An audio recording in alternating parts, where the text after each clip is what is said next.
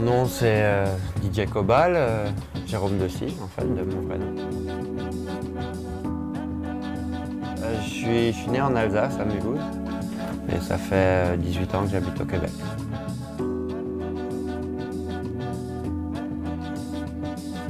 Et voilà, j'ai commencé à faire DJ quand j'avais 15-16 ans, avec mes amis, dans les petites booms, des trucs comme ça.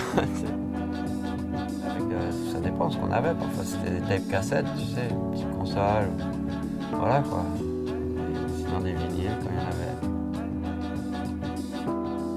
Parce que mes parents sont pas mélomanes comme moi je suis devenu à cause de la radio, j'avais un petit poste radio. D'abord j'avais un manche-disque sur lequel j'écoutais des 45 tours. Bah, c'était un peu familial le truc, tu vois, mais j'ai fini par être un jouet pour moi et puis j'étais le plus petit. Et donc j'ai joué beaucoup avec ça. Après j'ai collectionné les cassettes, les petites tapes là en fait, et ça j'en avais plein. Et puis en même temps j'enregistrais à la radio, tu sais, les chansons qui m'intéressaient. Je coupais avant la pub ou après la pub, tu sais. Puis je devais noter sur le ruban le numéro, tu sais, genre admettons à 128 secondes. C'est là que la chanson commence, tu sais, alors tu notais sur le petit papier, et puis tu faisais des trucs comme ça. C'était chouette, quoi. Et j'ai immigré, j'avais 23 ans.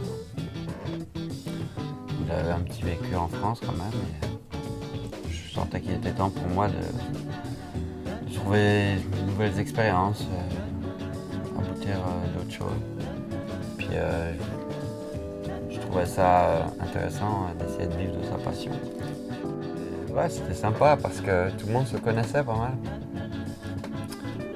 En fait, c'était tu sais, les DJ qui jouaient un peu le même genre de musique se sont toujours tenus un peu ensemble, tu sais, ça de tout temps.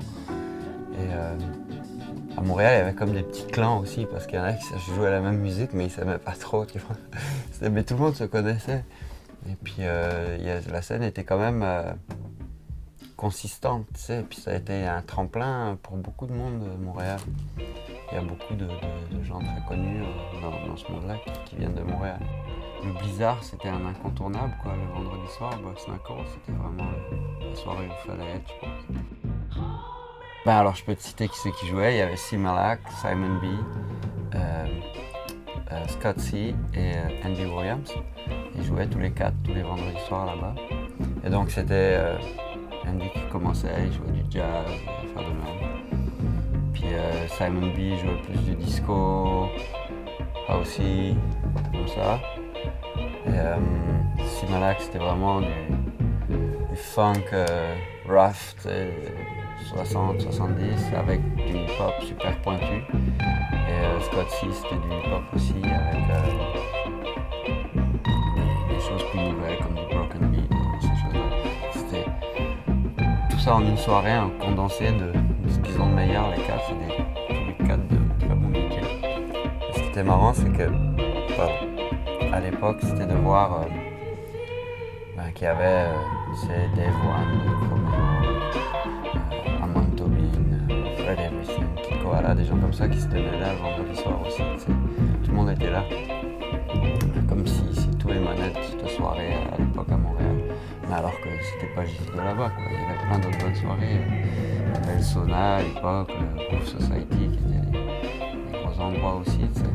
Et puis je pense à des gens comme Fred Everything aussi, qui était un très bon DJ de house à l'époque, qui maintenant habite, je pense, en Californie, mais qui était connu à l'international déjà à l'époque parce qu'il produisait, tu vois. Donc il y a quand même eu des bonnes choses qui se sont passées à l'époque et comme je te dis, tout le monde se connaissait, tout le monde était proche l'un de l'autre. C'était beaucoup moins individualiste comme manière de penser, je crois.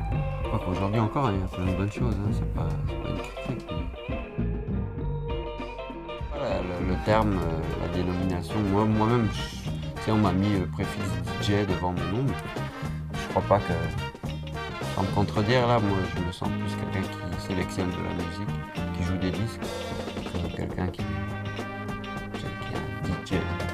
Parce qu'un DJ, ça peut être un gars qui fait du scratch, d'autres personnes vont appeler un turntabliste, tu vois. Il y a plein de dénominations aujourd'hui, quoi. Ça peut, pour d'autres personnes, un DJ, ça va être DJ Tiesto, qui joue juste du trance, la techno, tu vois.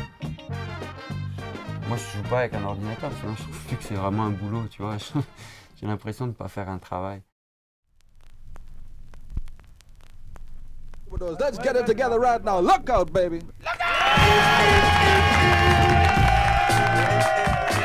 Pas du terme disc jockey, là où ça vient DJ, je pense.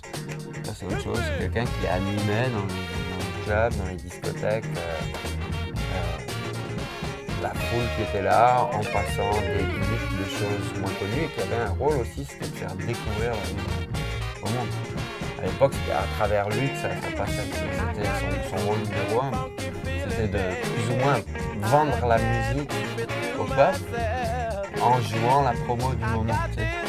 C'est pour ça que tu as des disques qui sont blancs sur le label. C'est marqué promo, not for sale, DJ only. C'était pour les DJ de radio, pour les DJ de discothèque qui allaient jouer le morceau pour le promouvoir. Donc ils ne le payaient pas parce qu'il était à travers les repas ou des choses comme ça. Tout ça, c'est passé à la poubelle parce qu'aujourd'hui on est à l'ère de l'Internet. Toute la promotion se fait par Internet, par MP3. Donc tu es quasiment obligé de jouer avec un ordinateur si tu veux jouer de la musique nouvelle ou récente. Sauf qu'il y a encore beaucoup de choses qui se font en vinyle. Tu sais. Donc, moi j'achète encore des vinyles aujourd'hui, en 2014. J'achète des vinyles neufs, comme usagés. Et j'achète aussi du stock nouveau. Voilà, je suis quand même ouvert à ce qui se fait aujourd'hui.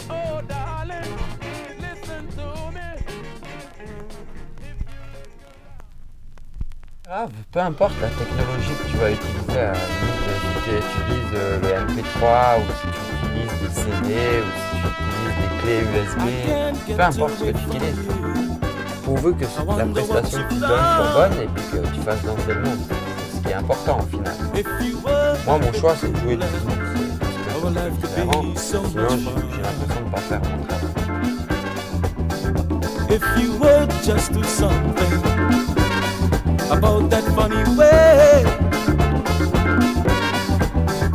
'cause it's not so much what you do, no, it's the little things you say. The little you say is too much for me, girl.